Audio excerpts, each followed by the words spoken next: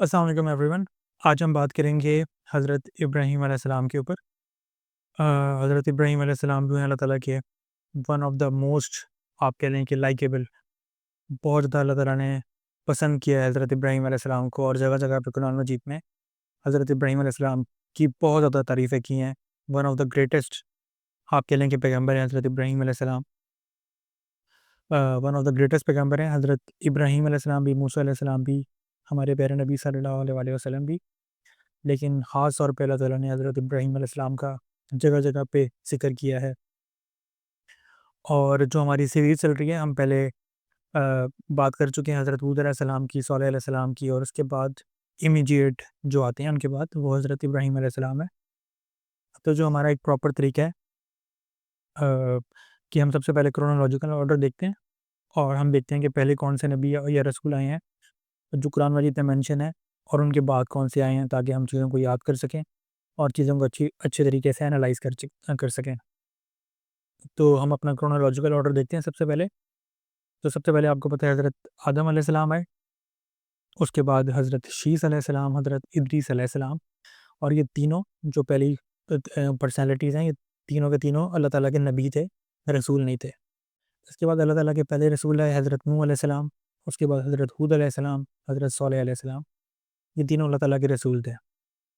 اس کے فوراً بعد آئے حضرت ابراہیم علیہ السلام اور حضرت نوح علیہ السلام، اور جو باقی ہیں اس کی ہم جو سیکنڈ چیز دیکھتے ہیں وہ ہے ان کی جیوگرافیکل لوکیشن، کہ وہ کس ایریا میں آئے تھے اور کس ایریا میں انہوں نے پریچنگ سٹارٹ کی تھی. تو ہم ایک فوراً سے ریکال کر لیتے ہیں کوئکلی. حضرت نوح علیہ السلام جو ہیں وہ نارتھ میں اگر ہم دیکھیں عراق والے ریجن میں، اس میں میسوپوٹیمیا کے ایریا میں وہ آئے تھے اور انہوں نے وہاں پہ پریچنگ کی تھی. سملرلی ان کی آگے ان کی جنریشن سے سام رضی اللہ تعالیٰ عنہ، اور پھر آگے ان کی جنریشن بائی جنریشن وہ ساؤتھ میں چلی گئی، اور انہوں نے پریچنگ سٹارٹ کی حضرت حود علیہ السلام جو اللہ تعالیٰ کے سیکنڈ رسول تھے. یمن اور عمان کے بارڈر والی جگہ پہ، احقاف کی جگہ پہ انہوں نے پریچنگ کی. اس کے بعد تھرڈ رسول ہے صالح علیہ السلام، اور وہ سعودی عرب کا جو نارتھ ویسٹ والا ریجن ہے وہاں پہ انہوں نے پریچنگ سٹارٹ کی مدائن کے ایریے میں. اب ہم بات کریں گے حضرت ابراہیم علیہ السلام کی، جو اللہ تعالیٰ کے فورتھ نمبر پہ ہم کہہ سکتے ہیں جو آرڈر چل رہا ہے اس میں رسول ہیں. اور انہوں نے بھی، ان کا بھی ریجن وہی تھا جو حضرت نوح علیہ السلام کا تھا، یعنی کہ عراق والا ایریا، میسوپوٹیمیا کا ایریا. کہا جاتا ہے یہ ار کا ایریا ہے یا بیبیلون، ان دو جو ریجن ہے اس کے آس پاس جو ہے انہوں نے پریچنگ سٹارٹ کی. اگین جیسے ویڈیو کے شروع میں بتایا تھا میں نے آپ کو کہ حضرت ابراہیم علیہ السلام اللہ تعالیٰ کے ون آف دا جو ہے نا پسندیدہ رسول ہیں. اللہ تعالیٰ نے بڑی ان کی تعریفیں کی ہیں، ان کو بہت زیادہ پسند کرتے تھے. بہت سارے ٹیسٹ لیے اللہ تعالیٰ نے اور ہر ٹیسٹ میں کامیاب رہے. اگر ہم ان کی گریٹنس دیکھیں یا ان کی عظمت دیکھیں تو اللہ تعالیٰ نے بہت سارے پوائنٹس پہ بہت زیادہ تعریفی کلمات کہے ہیں حضرت ابراہیم علیہ السلام کے اوپر. تو سب سے پہلے سورہ بقرہ کو اگر ہم دیکھیں تو اس میں انہوں نے اللہ تعالیٰ نے مینشن کیا ہے کہ ہم نے جب امتحان لیا حضرت ابراہیم علیہ السلام کا، وہ تب اس امتحان کے اندر کامیاب ہوئے. کہ یہ بہت بڑا ایک اللہ تعالیٰ کی طرف سے ریمارکس ہیں حضرت ابراہیم علیہ السلام کے اوپر. پھر سورہ صافات میں لکھا ہوا ہے کہ السلام و حضرت ابراہیم علیہ السلام کے اوپر. تو اس دنیا کا جو کریٹر ہے، جس نے ہر چیز بنائی ہے، ہر چیز کریٹ کی ہے، وہ اگر خود ایک انسان کو سلام کریں تو یہ اٹسیلف ایک بہت بڑی گریٹنس کی بات ہے. پھر تیسری جگہ پہ سورہ نجم میں اللہ تعالیٰ نے فرمایا ہے کہ یہ ابراہیم میرا وہ بندہ ہے جس نے میرے سے وفا کی ہے. تو یہ تین بڑے بڑے اللہ تعالیٰ نے جو ہیں ان کو اللہ تعالیٰ کے ریمارکس ہیں حضرت ابراہیم علیہ السلام کے اوپر، جو کہ بہت بہت جو ہے نا سرپرائزنگ چیز ہے، بڑی حیران کن چیز بھی ہے کہ اللہ تعالیٰ نے اپنے اس پیغمبر سے، اس رسول سے بڑی محبت کا جو ہے نا مظاہرہ کیا ہے. تو یہ اٹسیلف ایک بڑی زبردست چیز ہے. حضرت ابراہیم علیہ السلام کے دو، ویسے تو بہت سارے ان کے لقب ہیں، لیکن دو لقب جو ہیں وہ بہت زیادہ فیمس ہیں. ایک تو ہے خلیل اللہ، یعنی اللہ کے دوست، اور جو دوسرا ان کا لقب ہے وہ ہے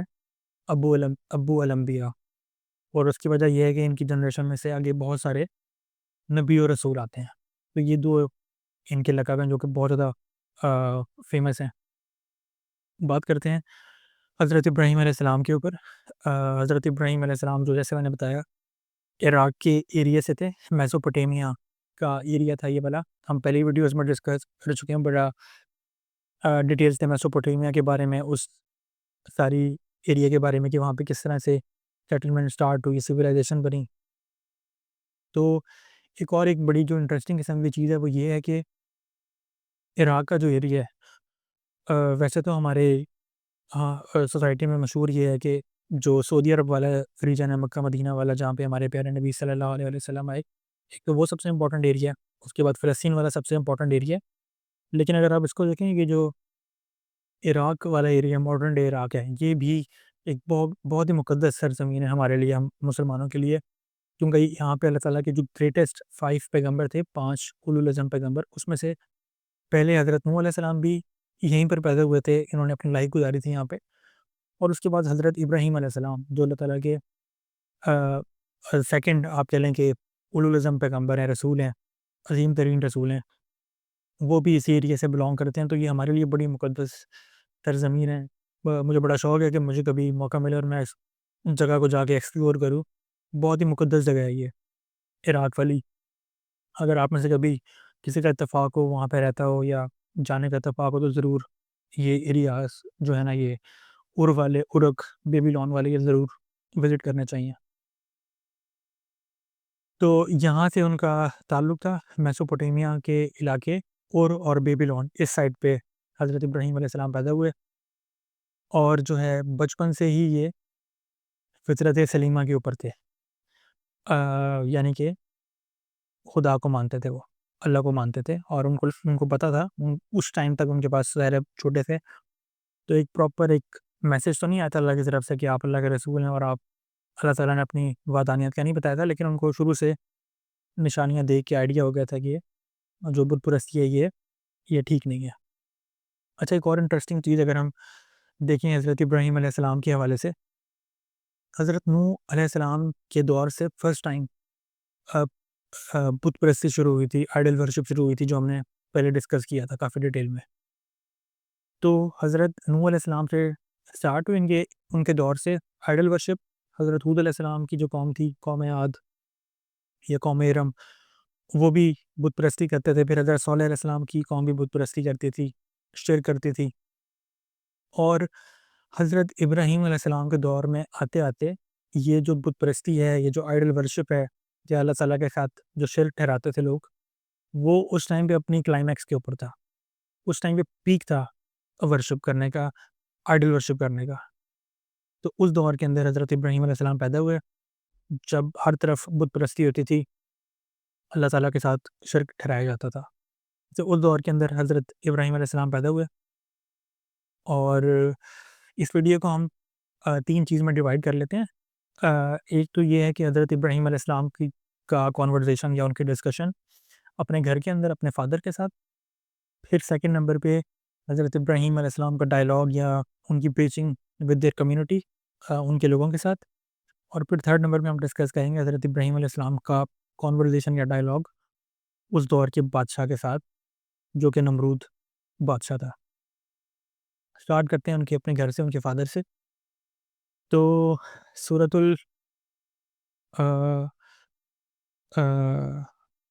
جو سورۃ المریم ہے، جو سورہ مریم ہے، اس کے اندر بہت زیادہ ڈیٹیل ڈسکشن ہوئی ہے حضرت ابراہیم علیہ السلام کی اور ان کے فادر آزر جو ہیں، ان کے فادر، کچھ لوگ کہتے ہیں ان کے چچا ہیں، لیکن بہت سارے لوگ کہتے ہیں ان کے فادر ہیں، ان کے والد صاحب ہیں۔ انہوں نے وہاں سے جو ہے پریچنگ شروع کی۔ ان کے والد صاحب جو ہیں وہ اللہ کو ایک نہیں مانتے تھے، بت پرستی کرتے تھے وہ بھی۔ تو جو آزر ان کے والد صاحب ہیں، وہ اس دور میں ان کا جو گھر تھا وہ بیسیکلی ایک ویئر ہاؤس تھا، جہاں سے بہت سارے بت بنتے تھے۔ وہ ان کا ویئر ہاؤس تھا جہاں پہ وہ بہت سارے بت بناتے تھے، سپلائی کرتے تھے پوری کمیونٹی کے اندر، اور اس وجہ سے پوری سوسائٹی کے اندر، پوری کمیونٹی کے اندر ان کی ایک بہت زیادہ رسپیکٹ تھی کہ یہ بڑے معزز لوگ ہیں، یہ جو ہے نا ہمارے جو بت ہیں، خدا ہیں، یہ یہاں پہ بنتے ہیں، تو لوگ ان کا بڑا ریگارڈ کرتے تھے، بڑی ان کی رسپیکٹ تھی، بڑی ان کی ایک سے تھی کمیونٹی کے اندر۔ تو حضرت ابراہیم علیہ السلام بچپن سے ہی ان سے سوال پوچھتے تھے، جب وہ بت بنا رہے ہوتے تھے تو وہ ان سے پوچھتے تھے کہ یہ جو بت ہیں لوگ آپ سے خرید کے جاتے ہیں، لوگ اس کی پرستش کرتے ہیں، مندروں میں اس کو رکھتے ہیں، اور تو یہ کیسے جو ہے ہمیں فائدہ پہنچا سکتے ہیں؟ کیونکہ جب وہ اکثر جب ان کی ہیلپ بھی کر رہے ہوتے تھے کام شام میں اپنے والد صاحب کی، تو کبھی کوئی آنکھ بنا رہے ہیں یا کوئی ناک بنا رہے ہیں، کوئی کان بنا رہے ہیں، کوئی شکل بنا رہے ہیں بت کی، یا کبھی کبھی کام کرتے کرتے بت گر بھی جاتا تھا زمین کے اوپر اور وہ ٹوٹ جاتا تھا، تو وہ وہاں سے سوال پوچھتے تھے کہ یہ جو ہم بت بنا رہے ہیں، لوگ اس کا اتنا ریگارڈ کرتے ہیں، بڑا اس کو مقدس سمجھتے ہیں، تو یہ تو ایک پتھر ہے جس کو ہم خود ہی بنا رہے ہیں، جس کو ہم خود ہی ڈرافٹ کر رہے ہیں، تو یہ ہمیں کیسے فائدہ پہنچا سکتا ہے، یا یہ ہمیں کیسے نقصان پہنچا سکتا ہے، اور ہم اس کو کیوں اس کی رسپیکٹ کر رہے ہیں؟ یہ پتھر ہی ہے، خود ہی ہم نے بنایا ہے۔ تو جو ان کے والد صاحب تھے وہ شروع میں ان کی باتوں کو اگنور کر دیا کرتے تھے، وہ کہتے تھے کہ بچہ ہے تو اس کی بات کو اتنا سیریس لینے کی ضرورت نہیں ہے، لیکن وہ ایسا ایسا ایسا ایسا کنسسٹنسی کے ساتھ اپنا یہ جو میسیج ہے پروپیگیٹ کرتے رہے اپنے والد صاحب کو، اور ساتھ ساتھ بڑے بھی ہوتے گئے، اور ساتھ ساتھ یہ جو بت ہیں وہ ٹریڈ بھی کرتے تھے، مارکیٹ میں جا کے بھی سیل بھی کرتے تھے، تو جب مارکیٹ میں جا کے سیل کرتے تھے تو بہت سارے لوگ جو ہیں وہاں پہ جو شاپ کیپرز ہیں وہ تعریفیں کرتے تھے اپنے اپنے بتوں کی، وہ کہتے تھے لوگوں کو کہ جی یہ میرا بت لو، یہ اگر آپ یہ والا بت لو گے تو یہ آپ کو فلڈنگ سے بچائے گا، یا یہ آپ کو آگ سے بچا لے گا، یا یہ آپ کے جو پرابلمس ہیں وہ سالو کر دے گا، اس طرح کی۔ تو جو حضرت ابراہیم علیہ السلام ہے وہ کہتے تھے کہ یہ بت لینا ہے تو لے لو، یہ تمہیں کوئی فائدہ یا تمہیں کوئی نقصان نہیں پہنچا سکتا، اگر لینا چاہتے ہو تو لے لو، لیکن یہ تمہارے کسی کام کا نہیں ہے اگر تم اس اینگل سے سوچ رہے ہو یا اس اینگل سے خریدنا چاہتے ہو۔ تو لوگوں کو بھی آہستہ آہستہ ان کے بارے میں پتہ چلنا شروع ہوا، اور وہ کمپلین بھی کرتے تھے ان کے والد صاحب سے کہ یہ اس طرح کی باتیں کہہ رہے ہیں، جو اس سوسائٹی کے اندر بڑا ایک بڑی اسٹونشنگ بات تھی کہ وہاں پہ کوئی جو سوسائٹی کے اندر جو لوگ بڑا ریگارڈ کرتے تھے بتوں کا، ان کے اپنے گھر سے ہی ان کا بیٹا اس طرح سے وہ ان کو موک کرتا تھا یا ان کو ریڈیکیول کرتا تھا کہ یہ کیسے فائدہ پہنچا سکتے ہیں۔ خیر ایسا ایسا جب وہ بڑے ہوئے اور ان کی جو کانورسیشن اپنے والد صاحب کے ساتھ تھوڑی سیریس ہوتی رہی، تو سورہ مریم کے اندر ورڈز ہیں، انہوں نے بڑی پولائٹلی بڑی رسپیکٹفلی انہوں نے اپنے والد صاحب سے کہا کہ اے میرے والد صاحب، میرے ابا جان، یہ جو آپ بت پرستی کر رہے ہیں اور یہ جو بت بنا رہے ہیں، یہ کسی بھی جو ہے وہ کام کی نہیں ہے، یہ آپ کو کوئی فائدہ نہیں پہنچا سکتی، یہ کوئی نقصان نہیں پہنچا سکتی، اور میں آپ کو انٹروڈیوس کرواتا ہوں اپنے رب کے ساتھ جو الحی القیوم ہے، جو ہمیشہ سے ہے، ہمیشہ رہے گا، اور جس نے ہمیں کریٹ کیا ہے، جو ہمارے نفع نقصان کا مالک ہے، جو کہ ایک ہے، اور جس کو یہ جو شرک ہے یہ بالکل اللہ تعالیٰ کو ناپسند ہے۔ پریچنگ کرتے ہیں تو ان کے جو والد صاحب ہیں وہ بڑا اسٹرکٹ قسم کا، بڑا سخت قسم کا ان کو رسپانس دیتے ہیں، اور وہ کہتے ہیں تم جو ہے نا، یہ تمہاری میں بہت عرصے سے سنتا آ رہا ہوں، لیکن اب یہ بہت زیادہ جو ہے نا زیادہ ہو رہی ہے، لمٹ کراس کر چکی ہے، اور ہمارا گھر بار اس سے چلتا ہے، ہماری جو سوسائٹی میں رسپیکٹ ہے وہ اسی وجہ سے ہے۔ اور وہ کہتے ہیں اگر تم نے اپنا ایک جو ایک ریٹورک مچا کے رکھا ہوا ہے، یہ اگر اسی طرح چلتا رہا تو میں تمہیں سنسار کر دوں گا، میں تمہیں مار دوں گا۔ وہ بڑا افسردہ ہوتے ہیں حضرت ابراہیم علیہ السلام، اور وہ ان کے جو والد صاحب ہیں ان کو گھر سے بھی نکال دیتے ہیں، تو وہ ان کو بڑا رسپیکٹفلی، بڑا پولائٹلی ان کو دعا بھی کرتے ہیں کہ میں اللہ تعالیٰ سے آپ کے حق میں دعا کروں گا کہ اللہ تعالیٰ آپ کو سیدھا راستہ دکھائے، ہدایت دے، اور وہ گھر چھوڑ پہ چلے جاتے ہیں، ان کے لیے دعا کر کے گھر سے چلے جاتے ہیں۔ تو یہ تو ایک پہلا پورشن تھا جس میں حضرت ابراہیم علیہ السلام نے اپنے والد صاحب کے ساتھ ڈسکشن کی، ان کو پریچنگ کی، ان کو اللہ تعالیٰ سے انٹروڈیوس کرایا، سیدھے راستے کی تبلیغ کی، پریچنگ کی، جو کہ سارا سورہ مریم کے اندر منشن ہے یہ سارا واقعہ۔ اب ہم بات کرتے ہیں سیکنڈ پوائنٹ پہ، جو کہ حضرت ابراہیم علیہ السلام نے اپنی قوم کو تبلیغ کی، پریچنگ کی، اور شرک کے اگینسٹ سیدھا راستہ بتایا کہ اللہ تعالیٰ کو ایک مانو اور اللہ تعالیٰ کی وحدانیت کو ایکسیپٹ کرو۔ تو ایسا ایسا جب وہ بڑے ہوتے گئے، لوگ بھی ان سے فیملیئر ہوتے گئے کہ یار یہ ایک بندہ ہے جو بڑا اسٹرکٹ ہے ہمارے خداؤں کے اگینسٹ اور ہمارے جو گاڈ ہیں ان کے اگینسٹ۔ اس سوسائٹی کے اندر بیسیکلی 3 طرح کی شرک ہوتے تھے، ایک جو بت پرستی ہوتی تھی، دوسرا جو ان کے گھر میں ہی ہوتی تھی، کہ ان کے گھر میں ہی بت بن رہے ہوتے تھے، دوسرا اس ٹائم پہ میں نے آپ کو بتایا کہ جو شرک ہے وہ بڑا کلائمیکس پہ تھا.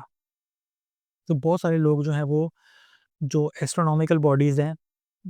سورج چاند ستارے ان کی بھی پرستش شروع کر دی تھی کچھ لوگوں نے. اور بہت سارے لوگ ہیں جنہوں نے اس دور کا جو بادشاہ نمرود اس کی بھی پرستش شروع کر دی تھی. تو لوگ جو ہیں ایک دفعہ ایک ایونٹ ہوتا ہے ان کا کہ وہ کلیکٹیولی پبلکلی ایک جگہ پہ اکٹھے ہوتے ہیں اور وہ یہ جو سیلیسٹیکل باڈیز ہیں ایسٹرونومیکل باڈیز ہیں 4-5 دن کے لیے اکٹھے ہوتے تھے اور اپنی بات کرتے تھے. تو ایک دفعہ حضرت ابراہیم علیہ السلام اس جاتے ہیں اس جگہ کے اوپر جہاں پہ لوگ کلیکٹیولی پریچنگ کر رہے ہوتے ہیں عبادت کر رہے ہوتے ہیں سورج چاند ستارے کی. تو وہ رات کا ٹائم پہنچتے ہیں وہاں پہ اور لوگ ہر جو فیملی ہوتی ہے جو ہر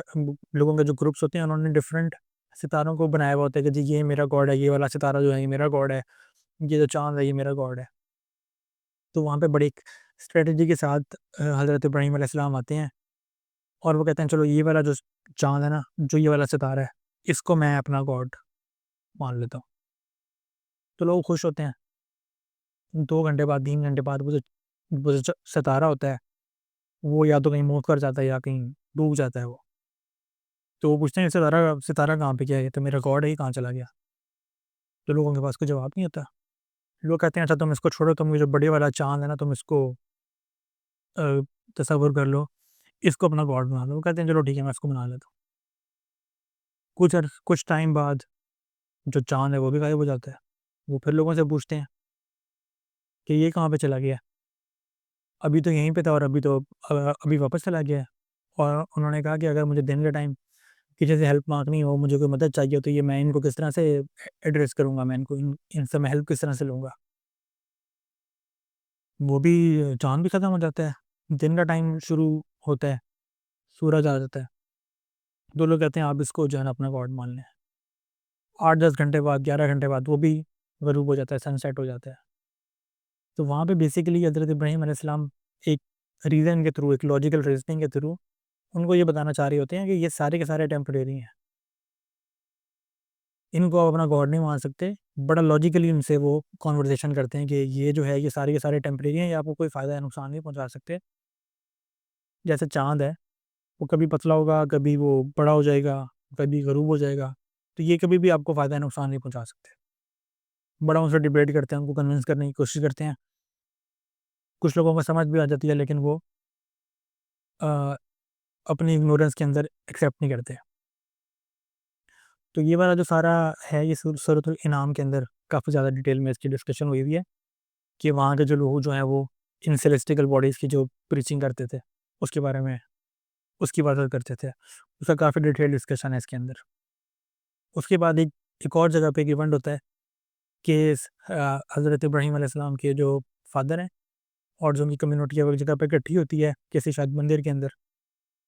وہ پھر جاتے ہیں وہاں پر اور بار بار پریچنگ کرتے ہیں, اللہ تعالیٰ کی وحدانیت کا پیغام دیتے ہیں کہ اللہ کو ایک مانو, اللہ تعالیٰ وحدہ لا شریک ہے, وہ ان اللہ علی کل شیء قدیر ہے, اس کی ہر چیز پہ قدرت ہے, اور یہ جو تمہارے جو گاڈ ہیں یہ تو بالکل ہی کوئی فائدہ نہیں پہنچا سکتے. تو وہ جو کمیونٹی ہے وہ کہتی ہے کہ ہم تو بہت سالوں سے ان گاڈس کو فالو کرتے ہوئے آ رہے ہیں اور ہمارے جو آباء و اجداد ہیں انہوں نے بھی انہی کو فالو کی ہے, تو ایسا کیسے ہو سکتا ہے کہ آپ غلط کہہ رہے ہو, ہم غلط ہیں اور ہمارے فور فادرز غلط ہیں اور آپ جو ہیں وہ راہ راست پہ ہو؟ تو حضرت ابراہیم وہ کہتے ہیں کہ تم بھی گمراہی پہ ہو اور تمہارے جو آباء و اجداد ہیں وہ سارے کے سارے گمراہی کے اوپر تھے. اگر آپ کے آباء و اجداد اس راستے پہ تھے تو اس کا مطلب یہ نہیں ہے کہ وہ راہ راست پر تھے یا صحیح راستے کے اوپر تھے. لوگ پھر وہاں سے بڑا اوفینڈ ہو جاتے ہیں اور اب پوری کمیونٹی کے اندر وہ بڑا ایک طرح سے پاپولر بھی ہو جاتے ہیں اس حوالے سے کہ ہماری پوری سوسائٹی کے اندر ایک یہی بندہ ہے جو بڑا اگینسٹ ہے ہماری ان آئیڈل ورشپ کے اگینسٹ ہے اور ہمارے بتوں کا مذاق اڑاتا ہے, اور جہاں پر بھی جاتا ہے یہ ہمیں بتوں کو بھی ریڈیکیول کرتا ہے اور یہ چاند ستاروں کو بھی ریڈیکیول کرتا ہے, موک کرتا ہے ان کو. تو ان کا ایک اور آگے جا کے ایک ایونٹ ہوتا ہے جس کا ذکر ہے سورۃ الانبیاء کے اندر کہ ایک دفعہ وہ جو ساری کمیونٹی ہوتی ہے ان کا کوئی فیسٹیول ہوتا ہے, وہ اپنے گھروں سے کھانا شانا پکا کے ٹیمپل میں آتے ہیں. اس ٹیمپل کے اندر ان کے بہت سارے بت ہوتے ہیں, چھوٹے چھوٹے بت ہوتے ہیں اور ایک بہت بڑے بڑے بت بھی ہوتے ہیں, اور ایک سب سے بڑا بت ہوتا ہے ان کا آئیڈل ہوتا ہے. تو وہ لوگ کیا کرتے ہیں وہاں پہ کھانا شانا بنا کے وہاں پہ جاتے ہیں, کچھ کھانا شانا وہاں پہ رکھتے ہیں, کچھ پلیٹس وہاں پہ رکھتے ہیں اور پھر پبلکلی جاتے ہیں اور وہاں جا کے جو فیسٹیول کی جو بھی ایونٹس ہوتے ہیں وہ انجوائے کرتے ہیں. پیچھے سے حضرت ابراہیم علیہ السلام آتے ہیں اور وہ ایک ڈنڈا لے کے ایک کلہاڑی لے کے سارے جو بت ہوتے ہیں سب کو گرا دیتے ہیں, سب کو تباہ و برباد کر دیتے ہیں, اور ایک کو چھوڑ دیتے ہیں جو سب سے بڑا جو ان کا آئیڈل ہوتا ہے. اور وہ جو ڈنڈا ہوتا ہے ان کو وہ جو سب سے بڑا ان کا جو بت ہوتا ہے اس کے ساتھ کہیں پہ اٹکا دیتے ہیں. لوگ آتے ہیں اپنی ساری فیسٹیول کی سیلیبریشن وغیرہ کر کے اپنے ٹیمپل میں آتے ہیں وہ کھانا شانا لینے کے لیے. جب وہ آتے ہیں تو وہ سارے کے سارے حیران پریشان ہو جاتی ہیں کہ یار یہ کیا ہوا ہے ہمارے ساتھ, کس نے ان کو نقصان پہنچایا ہے. اور وہ بڑا ان کے ذہن میں ایک ہی چیز آتی ہے کہ یہ جو ہے نا ابراہیم علیہ السلام ہے, وہی مذاق اڑاتے تھے, وہی اس طرح کی باتیں کرتے تھے, تو یہ وہی ہوں گے, انہیں کی حرکت ہو سکتی ہے. باقی تو سارے بڑا ریگارڈ کرتے ہیں, بڑی رسپیکٹ کرتے ہیں سارے آئیڈلس کی. فوراً سے حضرت ابراہیم علیہ السلام کو بلایا جاتا ہے وہاں پہ, اور حضرت ابراہیم علیہ السلام سے پوچھتے ہیں کہ یہ کس کی حرکت ہے, یہ کس نے کی ہے یہ سب. تو حضرت ابراہیم علیہ السلام ساری سچویشن دیکھتے ہیں اور وہ کہتے ہیں جو بڑا سا بت ہے اس کے ہاتھ میں ڈنڈا ہے, اسی سے پوچھتے ہیں مجھے تو اسی کی حرکت لگتی ہے. تو لوگ کہتے ہیں, لوگ بڑے فیریس ہوتے ہیں, بڑے غصے میں ہوتے ہیں, اور وہ کہتے ہیں کہ کیا کس طرح کی عجیب سی باتیں کر رہے ہیں, کیا مذاق والی باتیں کر رہے ہیں, ایسا کیسے ہو سکتا ہے کہ جو بڑی والا بت ہے وہ ڈنڈا پکڑ کے سب کو مار دے. تو وہ کہتے ہیں کہ اسی سے پوچھ لو کہ تم بڑا ان کو بڑی ان کی اس کی عبادت کرتے ہو, ڈنڈا بھی اس کے ہاتھ میں, تو اسی سے پوچھ لو, اسی سے جواب لو, میرے سے کیا پوچھ رہے ہو. وہ خیر مذاق اڑاتے ہیں, اس طرح سے جواب دیتے ہیں. لوگوں کو بڑا غصہ آتا ہے, پوری کمیونٹی بہت زیادہ فیریس ہو جاتی ہے, بڑا غصے میں آ جاتی ہے, اور سارے لوگ مل کے کہتے ہیں کہ انف از انف, آج کے بعد ہم نے جو ہے نا ان کو نہیں چھوڑنا, ان کو اس چیز کی پنشمنٹ ملے گی. کافی عرصے سے یہ لوگ, یہ جو ابراہیم علیہ السلام ہے, یہ موک کرتے رہے ہیں ہمارے خداؤں کو اور مذاق اڑاتے رہے ہیں, ان کے بہت زیادہ اگینسٹ انہوں نے ایک پروپیگنڈا کیا ہوا ہے, اب ان کو پنشمنٹ ملنی چاہیے. وہ ساری کی ساری کمیونٹی جو ہے وہ ملتی ہے, آگ کی لکڑیاں لے کر آتی ہے, اکٹھی کرتی ہیں آگ کو, لکڑیوں کو اکٹھا کرتی ہیں, بڑی سی آگ لگاتی ہیں, اور وہ کہتے ہیں آج جو ہے نا ہم نے ان کا خاتمہ کر دینا ہے. شروع میں تھوڑا ریلیکٹنٹ ہوتے ہیں وہ پہلے, کیونکہ ظاہر ہے وہ آذر جو ان کے والد صاحب ہیں ان کی بڑی رسپیکٹ ہوتی ہے سوسائٹی کے اندر, پہلے تھوڑا ہیزیٹیٹ کر رہے ہیں. بعد میں جب وہ یہ سارا ایونٹ ہوتا ہے جی, یہ سارا سورم بھی آگ کے اندر ہے, تب وہ کہتے ہیں کہ نہیں اب بہت ہو چکے ہیں, اب جو انہوں نے ہمارے بتوں کو جو توڑا ہے نا, اب جو ان کو پنشمنٹ ملے گی. اور ایک بڑی سی آگ لگاتے ہیں لکڑیاں اکٹھی کر کے, اور ساری کمیونٹی مل کے حضرت ابراہیم علیہ السلام کو اس آگ کے اندر پھینک دیتی ہے. تو آگ کے اندر پھینکتے ہیں سارے لوگ, اور ایک بڑی مشہور ایک آیت ہے حسبنا اللہ و نعم الوکیل, وہ اس موقع کے اوپر حضرت ابراہیم علیہ السلام اس آگ کے اندر جاتے ہوئے یہ اللہ تعالیٰ سے دعا کرتے ہیں کہ میرے لیے اللہ ہی کافی ہے, اور میرے لیے اللہ ہی کارساز ہے, اللہ ہی نافع ہے میرے لیے. یہ دعا پڑھتے ہیں, اللہ تعالیٰ ان کی مدد کرتے ہیں, اور وہ جو آگ ہے ان کے لیے ٹھنڈی ہو جاتی ہے. اللہ تعالیٰ اس کی جو فزیکل ایک لا ہے یا فزیکل فینومین ہے کہ آگ ہمیشہ جلاتی ہے, اللہ تعالیٰ یہاں پہ انٹروین کر کے اس کی جو کریکٹرسٹک ہے آگ کی, اس کی جو پراپرٹی ہے اس کو چینج کر کے ان کے لیے ٹھنڈا کر دیتی ہیں اس آگ کو. تو یہاں سے تھوڑا سا لیسن بھی ملتا ہے کہ ہم انسان بھی جب کبھی پریشان ہو تو ہم حسبنا اللہ و نعم الوکیل کہہ کے اللہ تعالیٰ سے دعا کر سکتے ہیں, اللہ تعالیٰ جو ہے ہماری ہیلپ کر سکتا ہے, بچ جاتے ہیں. حضرت ابراہیم علیہ السلام جو لوگوں کے لیے بڑا ایک سرپرائزنگ چیز ہوتی ہے, لوگوں کو یقین نہیں آ رہا ہوتا کہ یار یہ کیسے ہو گیا. اور اس موقع کے باوجود جب وہ وہاں سے زندہ آتے ہیں آگ سے نکل کے, تو لوگوں کو تو ویسے چاہیے یہ تھا کہ وہ ان کو ایکسیپٹ کر لیں, ان کو اور ان کے خدا کو ماننے کہ یہ اتنا جو ان یوزول انسیڈنٹ ہوا ہے یہ نارمل تو نہیں ہے, اس کے بعد ان کو ایکسیپٹ کر لینا چاہیے تھا. لیکن وہ اتنے زیادہ اپنے گناہوں میں ڈوبے ہوتے ہیں کہ وہ اس کو ایکسیپٹ کرنے کے لیے تیار ہی نہیں ہوتے. اور اس ٹائم کے اوپر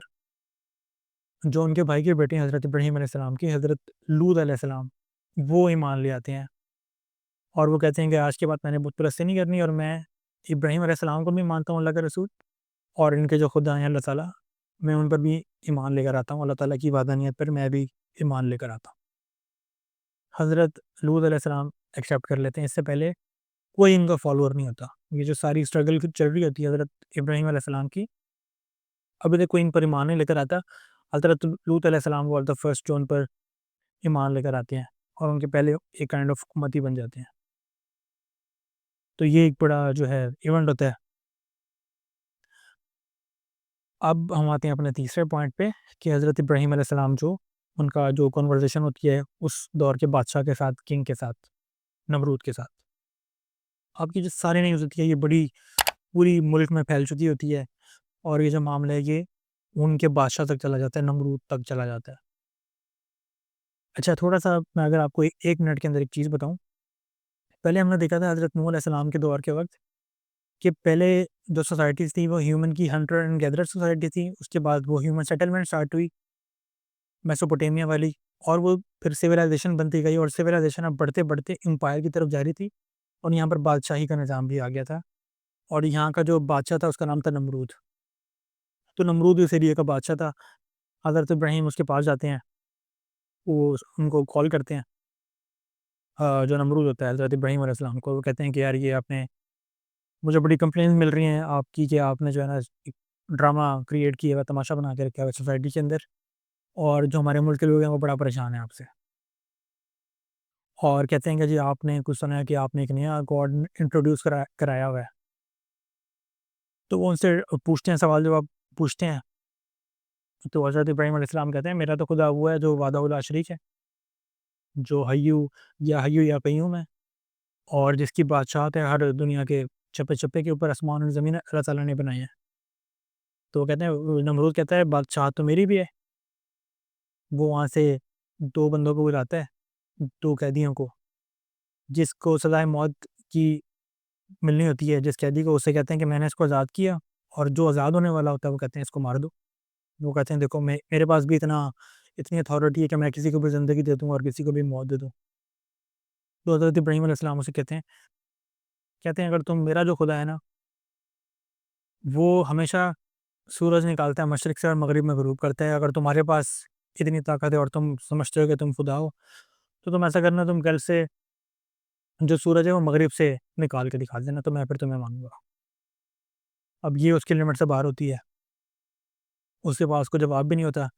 وہ بڑا امبیرس سا بھی ہوتا ہے. تو وہ کیا کرتا ہے، وہ کہتا ہے جی کہ ٹھیک ہے، آپ آج کے بعد نا مجھے اس ایریا کے اندر نظر نہ ہو، اور ان کو وہ یہاں سے نکال دیتا ہے. حضرت ابراہیم علیہ السلام سے وہ کہتا ہے نمرود یہ اب آپ نے جو ہے نا اس ایریا میں نہیں رہنا، اور وہ یہاں سے ان کو کک آؤٹ کر دیتا ہے. اس سارے واقعے کے دوران اس کے بعد حضرت ابراہیم علیہ السلام جو ہیں شادی کر لیتے ہیں. انہیں کی فیملی ممبر ہوتی ہے تارا علیہ السلام، ان سے شادی کر لیتے ہیں، اور ساتھ میں لوط علیہ السلام ہوتے ہیں، اور وہ وہاں سے نکل جاتے ہیں. باقی ہم نیکسٹ ویڈیو میں ڈسکس کریں گے.